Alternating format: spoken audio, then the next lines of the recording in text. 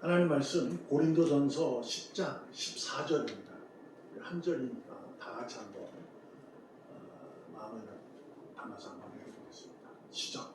그런즉 내 사랑하는 자들아 우상 숭배하는 일을 피하라.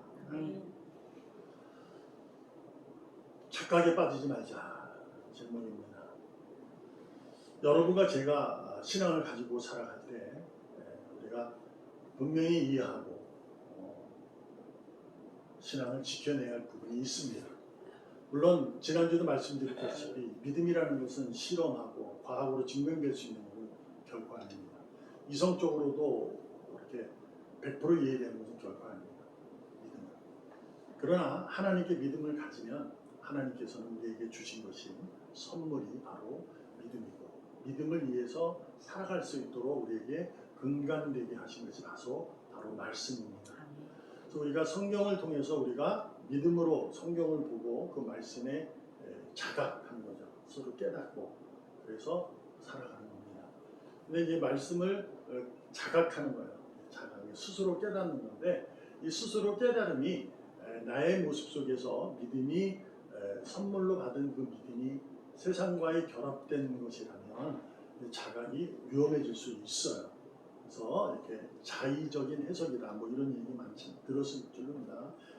많이는 안 들어도 성경의 말씀을 읽으면서 자기가 해석하는 이렇게 경우에서 그것이 이제 경험과 뭐 이런 걸 통해서 하게 됩니다. 남의 얘기 듣고 이렇게 할 수도 있거든요.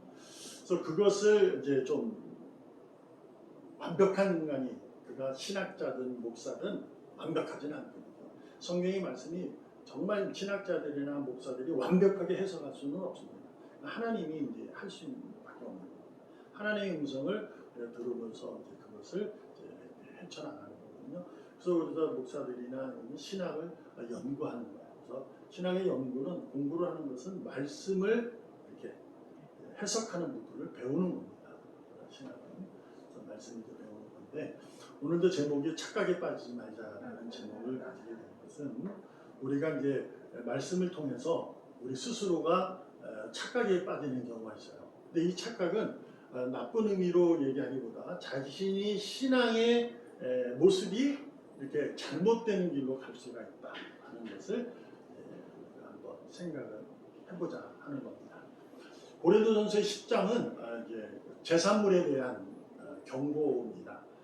그러니까 믿음이 있는 자와 믿음이 없는 자, 그러니까 믿음이 없으면 이방 신에게 제사를 지내죠. 제사를 지내면은 이제 여러 음식을 이제 하게 됩니다.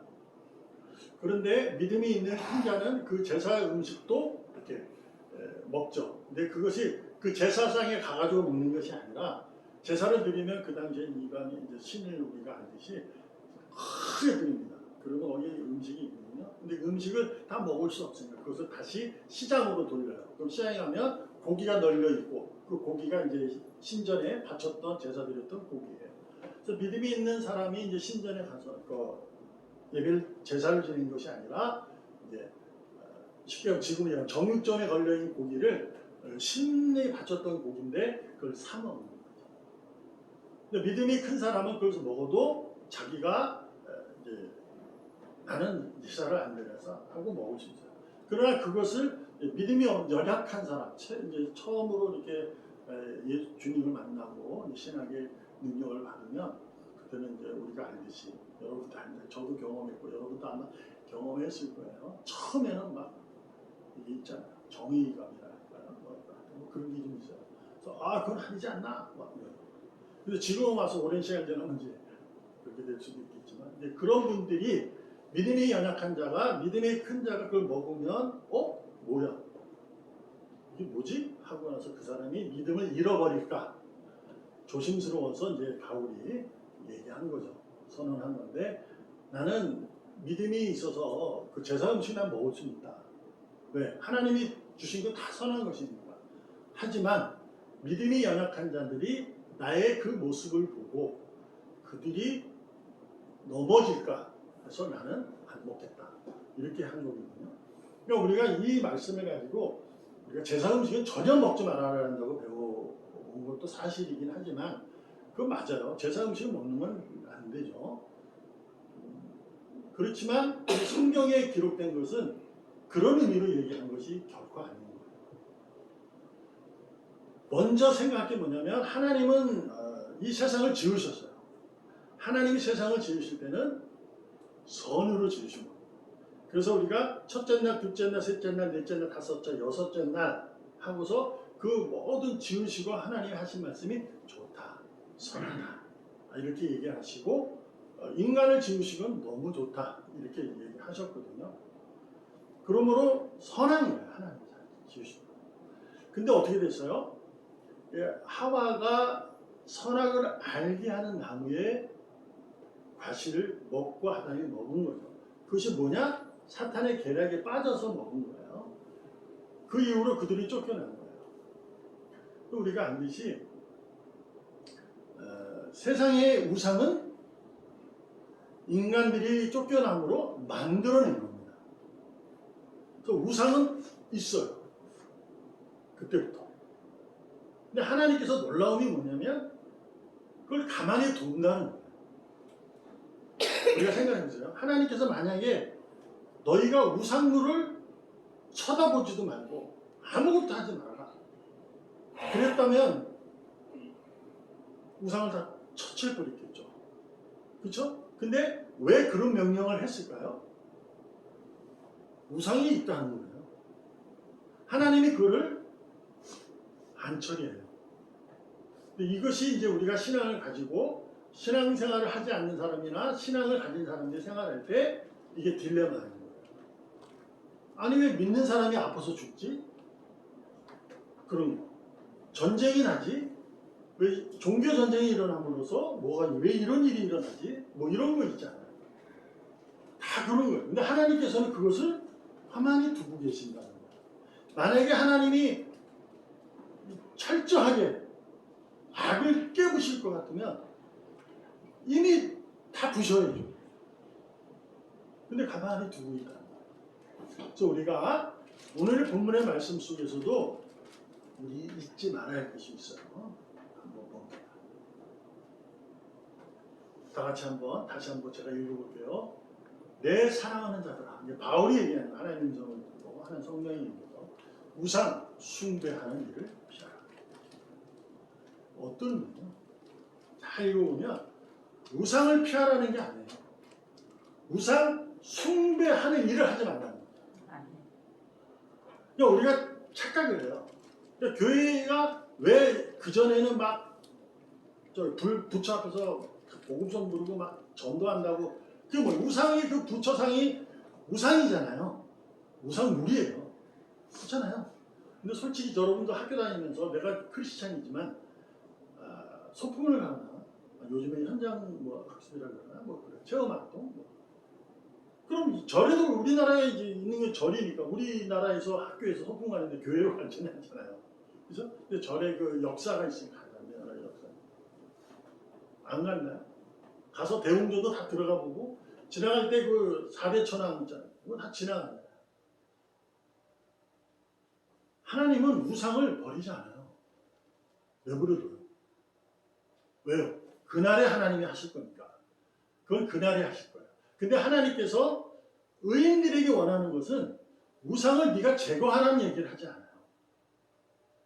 숭배하는 일을 하지 말라고 하는 거죠. 숭배라는 말은 뭐예요?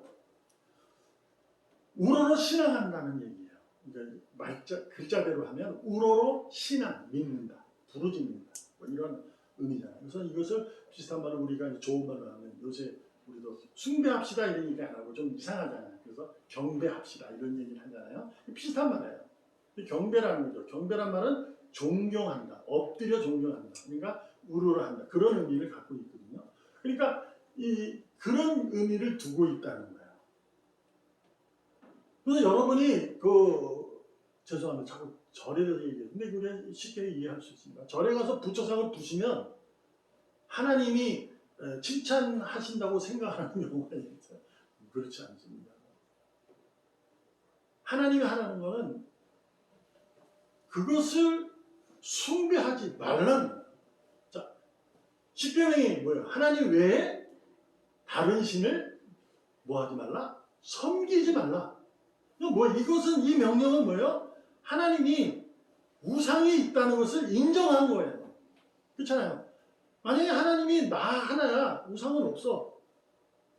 그러면 나만 섬겨라. 이렇게 명령을 하셨어야죠. 근데 하나님이 말씀하신 하나님 외에 다른 신을 섬기지 말라. 이렇게 하셨거든요. 그러니까 우상이 있다는 것을 여러분과 저는 인정하고 살아야 돼요. 이해하셨죠? 그러므로 여러분이 나와 다른 종교를 가진 자를 무시하거나 폄하하거나 뭐 심지어 때리면 안 돼요. 인정하셔야 돼요. 근데 우리가 뭐 하지 말라는 거예요? 그 종교를 가진 자를 인정은 하지만 그가 종교가지 그가 하는 숭배하는 일을 나는 하면 안 돼요. 그러니까 이제 가장 힘든 게 이제 제사상. 제사날 이제 설이나 추석 때 가면 제사상을 배워. 옛날에는 제사상 엎는 것이 칭찬받는 기독교인으로서 가장 칭찬받는 일이었어요. 그러나 그 며느리는 어떻게 될까요? 평생을 아주 고생합니다. 하나님이 그런 평생 고생하는 것이 야 너는 의로운 거야 이렇게 칭찬하셨을까요? 아니 하나님은 의로우신 분이에요. 의로운 것을 우리에게 주셔요. 우리가 의롭게 살아가는데 평생 주님을 믿고 사는데 매일 힘들고 어렵고 힘들고 그 삶을 사는 것이 너는 그것이 기쁨으로 감사하는 것이다 라고 얘기했어요. 그럼 우리가 한번 깊이 생각해 보세요. 저도 아니라고 말하지는 않아요. 왜냐하면 고난의 역사가 있기 때문에 얘기는 할 수 있지만 그것이 있다라는 부분에서 우리가 심각하게 한번 생각을 해봐야 돼요. 무슨 제사지는 제사를 하셔야 돼요. 제사상을 며느리니까 올려야죠. 아니 시어머니가 하려는데 안 할 수 있어요? 해야지. 근데 뭐 하지 않는 거야? 숭배하는 일을 하는 거야. 자, 그럼 이제 이렇게까지 할 수 있는 거죠. 그럼 절하지 말라 그랬으니까 절한다 이거예요. 또 우리 기독교인은 살아있는 사람에게 절한다. 왜 그 말이 왜 나왔냐? 절하지 말라 그러니까 이제 당신들은 설날에 세배 때 부모한테 절하잖아. 그런 얘기 나와가지고 이제 우리는 살아있는 절하는 거다 이렇게 얘기하죠. 맞죠? 왜? 하나님은 살아계시니까. 우상은 죽은 거니까 절하면 안 돼요. 근데 그 절이라는 것은 이 행위를 얘기하는 게 아니에요. 숭배를 얘기하는 거죠. 그러니까 내가 제사장에 가서 다른 종교를 가지고 있는 시집을 갔는데 장가를 갔는데 어쨌든 그렇게 해서 하더라도 시집간 게 더 세잖아요. 그러니까 했는데 절할 수밖에 없는 상황이 발생해요. 그럼 절하면 잘못된 거예요? 절은 할 수 있어요. 근데 마음에 숭배하는 일을 가지고 있으면 안 된다는 걸 얘기하고 있는 거예요. 이런 착각에 우리가 빠지면 안 돼요. 우상 숭배를 피하라. 이건 뭐냐? 누구나 의인은 우상을 보고 확실히 알고 있다는 거죠.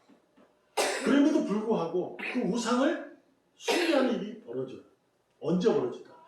사탄의 계략. 사탄은 그날까지 주님이 완전히 다시 오셔서 끝날 그날까지 의인들이 귀를 막고 눈을 보지 못하게 하고 마음에 들어가서 주님의 자리를 빼앗아서 하나님의 말씀을 듣지 못하게 합니다. 그래서 뭐라 그래요? 하나님의 말씀을 들으면 뭐가 이루어지냐면 세상과 친밀한 관계가 조금 이제 안 돼요.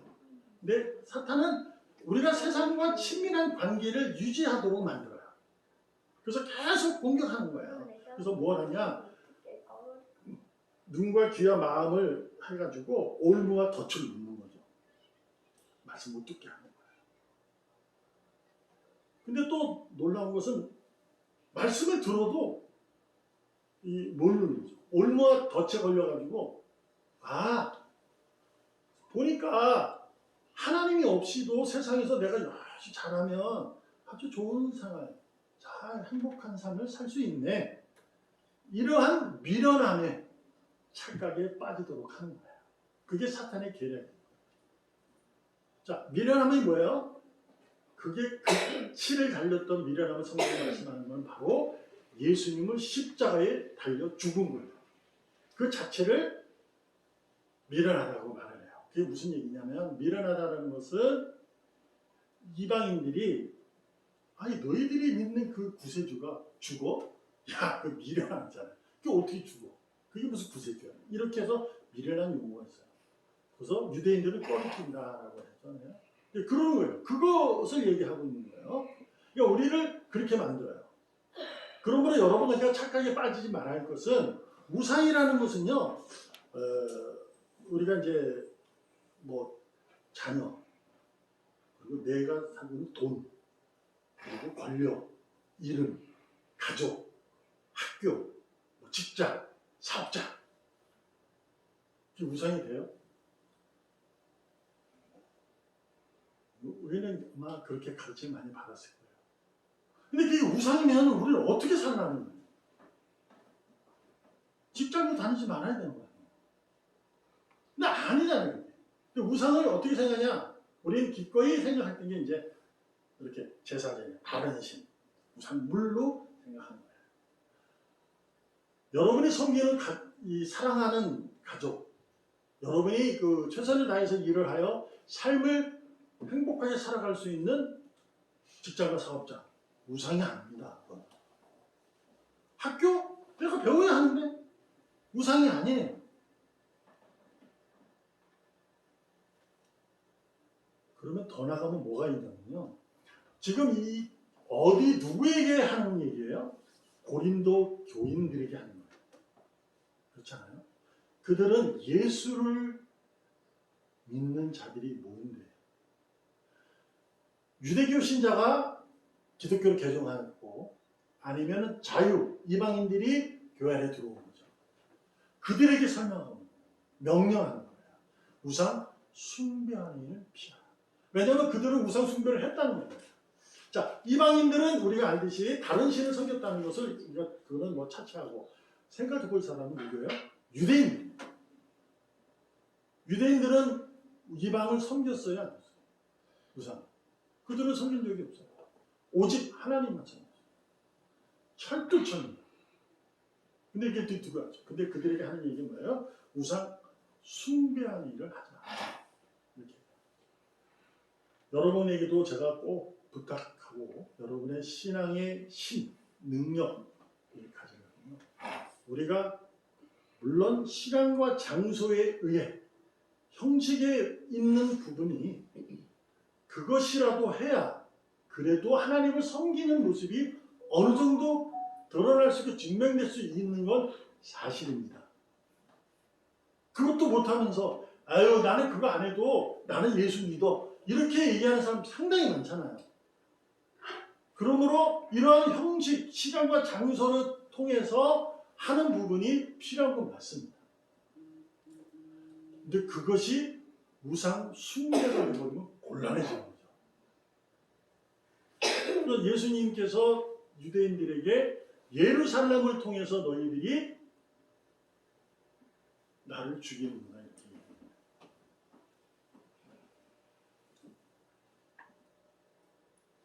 예배라는 자체가 기도라는 자체가 우상이 숭배이 될 수가 있어요. 왜 그런지 알아요? 예배하다니 하면 어떻게 되지? 이렇게 되면 곤란해집니다. 기도하지 않아요. 곤란해요. 왜요?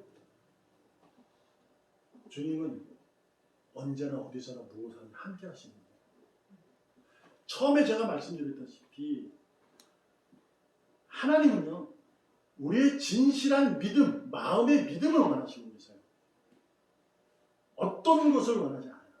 그래서 사마리아 여인을 찾아갔을 때 그 여인이 자기가 이 야곱의 우물도 이 하나님 허락하신 겁니다. 라고 그 물을 떴잖아요. 그때 예수님이 뭐라고 해요? 아니, 하나님은 찾는다. 지금도 찾으신다. 영과 진리로 예배하는 자예요. 이렇게 얘기하죠. 어떤 장소가 아니라 너희가 생각하는 사마리아가 생각하는 저기 유대인들이 생각하는 남유다에 있는 예루살렘 성 그것도 아니라는 거죠. 여러분이 오해하지 않았으면 좋겠어요. 제가 지금 다른 의도를 가지고 얘기하는 것이 아니라 우리 신앙의 여러분의 여유와 자유를 찾기 위해서 자유에 책임이 따르잖아요. 여유도 책임이 있어야 돼, 갖는 거예요. 우리가 대한민국의 사람으로 살아갈 때 여유를 갖고 살아야 돼요. 왜? 자유자이기 때문에. 근데 여유가 없어서 어떻게 될까요? 맨날 싸워요. 맨날. 정치인들처럼. 그렇게 됩니다. 근데 내가 자유자로서 자기의 책임을 가지고 자기의 맡은 일을 자기가 최선을 다하고 자기의 주어진 역할에 최선을 다하고 자기 감당할 일에 최선을 다한다면 여유가 생기죠. 어떻게 돼요? 뒤도 돌아볼 수 있고 하늘을 쳐다볼 수 있고 가다가 쉬어서 소풍도 가고 그렇잖아요. 여유 있게 이렇게 휴가고 힐링도 하러 다니고 그럴 수 있는 거죠. 근데 이게 하면 곤란해져요. 그래서 뭐 하라? 하나님의 말씀은 들으면 들을수록 뭐가 생길까요? 지혜가 생깁니다. 근데 우리가 이 말씀에 대한 지혜를 얻으려면 하나님의 말씀을 자주 들어야 돼요. 자주 듣는 방법이 뭐예요? 근데 우리가 솔직히 말씀드리면 예배 시간밖에 없잖아. 이 시간밖에 없어 솔직히. 그렇잖아요. 그래서 우리가 이런 것을 해야 된다는 생각을 갖는 거 맞아요. 근데 우리는 아셔야 돼요. 여러분이 하나님이 여러분 각자를 사랑하시는 거지 여러분이 목사를 통해서만 여러분을 사랑하는 게 결코 아니라는 걸 잊지 말아야 돼요.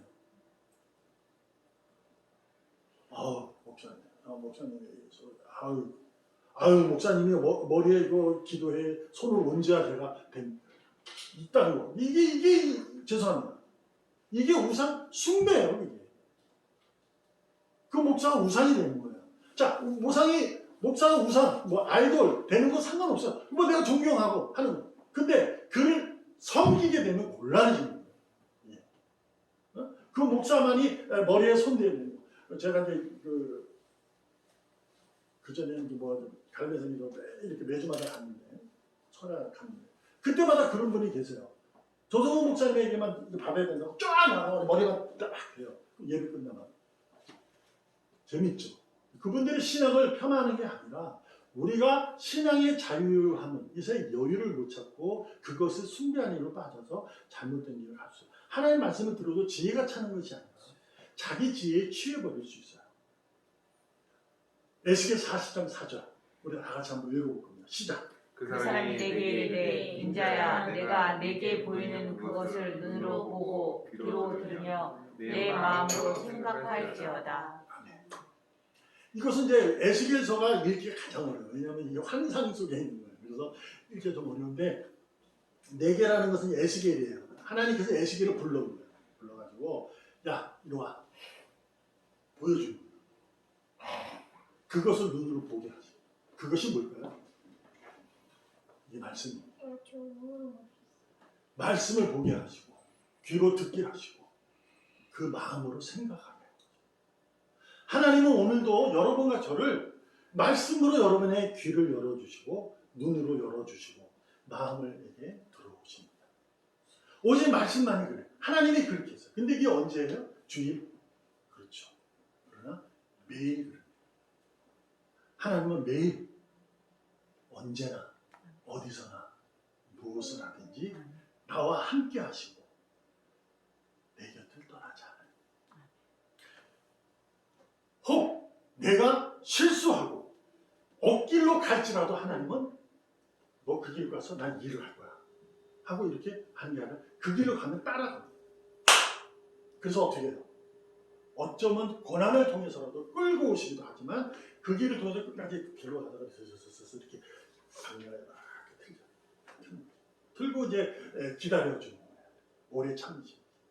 하나님의 자비예요. 저는 그걸 생각할 때마다 눈물이 나요. 그냥 감사하죠. 그냥. 왜 하나님은 나를 그때 만나요? 그것을 찾고 여러분이도 말씀드렸을 거예요. 왜 기도원에는 아픈 사람, 고난받은 사람만 많지? 라는 얘기를 제가 했어요. 저도 그때는 잘 몰랐어요. 근데 지금 와서 많이 깨달아요. 이게 벌써 한 20년 가까이 됐는데 주님 만나고 10몇 년이 되고 이제 지금 이제 말씀을 읽으면서 그때 이제 지금 와서 이렇게 깨닫는 경우가 많아요. 아 그렇구나. 그분이 고난을 통해서 나를 이끌어가는 거구나. 이걸 알게 돼요. 놀라운 것은 고난이라는 그러한 기회를 통해 하나님이 일하시는 것이 아니라 언제나 내 곁에 함께 하셨는데 참고 계셨다는 거죠. 그러니까 우리가 어디에 우상을 숭배하는 일이 뭐냐? 내가 이 길로 안 가면 아이고 이게 아니고요. 그 길을 가더라도 뭘 해야 된다? 하나님을 잊지 말아야 된다. 말씀을 들으려고 노력해야 된다. 그래서 제가 여러분에게 꼭 부탁합니다. 매일 성경 한 구절만 읽어도 돼요. 상관없어요. 제가 여러분에게 성경 몇 독 하세요. 몇 독 하면 뭐 교회 상 주고 그랬잖아요. 근데 그거 저도 하고 싶어요. 그러면 할까? 내가 그걸 하기 쉽지는 않고요. 그래서 저는 한 구절만이라도 읽어서 하는 거죠. 근데 도움을 받기 위해서 이제 해석하는 부분 있잖아요. 그것을 해석할 때 여러분이 잘 그대로 따라하는 것도 아니에요. 왜냐하면 그것도 또한 그것을 해석한 사람의 일이니까. 그렇죠? 자기는. 그러니까 내가 듣고 하는 거예요. 근데 함부로 해석하면 안 되잖아. 그러니까 어떻게 말씀을 잘 들어서 하나님의 지혜를 얻으면 해석이 돼요. 아, 이거구나. 그 가장 쉬운 게 뭐냐면 본질입니다. 그래서 가장 쉬운 부분으로 돌아가는 거예요. 읽으면 하나님께 내가 이렇게 살아야겠구나. 그런 부분만 찾아요. 결정적으로 한번 봅니다. 지금 본문에서 20절을 읽는 거예요. 자, 제가 하는 말씀이 맞는지, 바울이 하는 얘기 맞는지. 자, 시작. 무릇 이방인은 이방인이 제사하는 것은 귀신에게 하는 것이요 하나님과 교제하는 것이 아니니 나는 너희가 귀신과 교제하는 자가 되기를 원하지 아니하노라. 우상물을 쳐다보고 우상물의 그 길을 옆에서 있는 것에 대해서 하나님 뭐라 하는 것이 아니라 그와 교제하는 걸 싫어한다는 거예요. 하나님이 원하시는 것은 우상과 교제하는 것. 그래서 죄송한 얘기지만 아까 말씀드렸죠. 가족이 우상화가 될 수 있는 것은 가족에 의해서 하나님이 멀어지게 되면 그 우상이 되는 거예요. 그게 우상 숭배하는 일이 돼요. 직장은 사업장이 되는 거일 수 있어요. 그래서 우리가 하나님의 자녀는 늘 지혜로워야 되는데 그래서 자신이 하는 이 행위, 일 자체에서 늘 고민하고 애쓰고 하셔야 돼요. 그래서 내가 이 일을 할 때 하나님이 기뻐하실까? 하나님께 감사하는 내가 진짜 이 감사하는 것일까? 이 고민은 여러분이 잊으시면 안 돼요. 매일 하시면 돼요. 지금 내가 신앙생활이 오랫동안 했기 때문에 에이, 내가 하는 일은 다 맞아. 맞아요.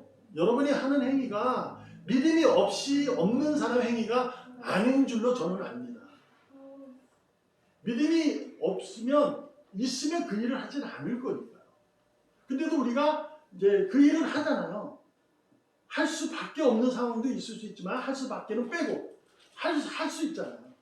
그러면 그게 믿음이 없어서 한 것일까? 라는 부분 속에서 제가 여러분에게 저도 믿음이 없어서 한 집사님 그러시면 안 돼. 그건 아니지. 이렇게 제가 하는 것은 저도 이건 잘못하는 거예요. 왜? 그 사람은 믿음이 있어서 그 일을 하면서 하나님의 음성을 듣고 하는 거예요. 하나님의 기쁨으로. 그것이 내가 원하는 기준에 목사가 원하는 기준이 있어요. 그렇잖아요. 삶을 신앙이라는 것은 주의를 지키고 무슨 뭐 이렇게 하고 그런 게 있잖아요. 아니, 당신 빠지면 안 되지. 안 돼. 그건 내가 하는 거라니까. 근데 하나님이 그 사람이 그분이 그 집사님이 그 성도가 그거를 할 때 고민 안 할까요? 충분히 고민해요. 그래서 하나님과 교제하면서 하는 거예요. 그걸 저도 뭐라 하는 거예요. 그 대신 하나님 원하는 게 뭐예요? 네가 그 일로 인해서 나를 버리면 안 된다는 얘기예요. 나와 교제를 해야지 그것이 너의 일이 돼서는 안 돼. 그 얘기를 하고 있는 줄로 믿으시기 바랍니다. 제가 여러분에게 좀 어리숙한 목사일 수 있어요. 저는 그렇게 단호하거나 그러질 못해요. 저는 그걸 못해요. 원래 삶입니다. 제 인생은 실수투성이에요. 근데 인생은 실수투성이라고 봐요. 저는. 아무리 생각해도 연속이에요. 내 삶을 돌아보면 잘못한 부분이 너무 많아요. 알고도 한 적도 있고 모르고 한 적도 있어요. 근데 놀라운 게 뭐냐면 하나님은 그럼에도 불구하고 나를 버리지 않고 나를 끝까지 함께 하시고 내 길을 이끌고 가신다는 거예요. 그래서 오늘도 하나님의 음성을 듣고 하나님을 보고 하나님 내 마음을 잘해하도록 해서 여러분과 같이 이 말씀을 가지고 은혜를 나누는 겁니다. 여러분에게 마지막으로 부탁합니다. 스스로 인생의 삶에 믿음의 착각에 빠지지 않기를 부탁드립니다. 오로지 하나님의 음성을 들으는 데 애쓰셨으면 좋겠어요. 잘못할 수 있습니다. 말씀을 듣고도 잘못할 수 있어요. 놀라운 건 뭐라고요? 주님은 나를 버리지 않는다는 거예요. 그러니 실수하면 다시 한번 하나님께 얼굴을 돌리고 그분에게 등을 돌리지 않기를 바랍니다. 등이 뭐예요? 배신. 등배자잖아요. 등을 돌리면 하나님의 등을 돌리면 배신. 그러니까 내가 실수할 수 있어요. 잘못할 수 있어요. 우상을 섬길 수도 있어요. 돌아서요. 하나님은 놀라워. 그거 받아요. 그것이 여러분과 제가 사랑하고 믿는 하나님이신 줄 믿습니다. 기도합니다. 살아계신 하나님 감사합니다. 오늘도 주님의 자녀답게 살겠습니다. 예수님의 이름으로 감사하며 기도합니다. 아멘.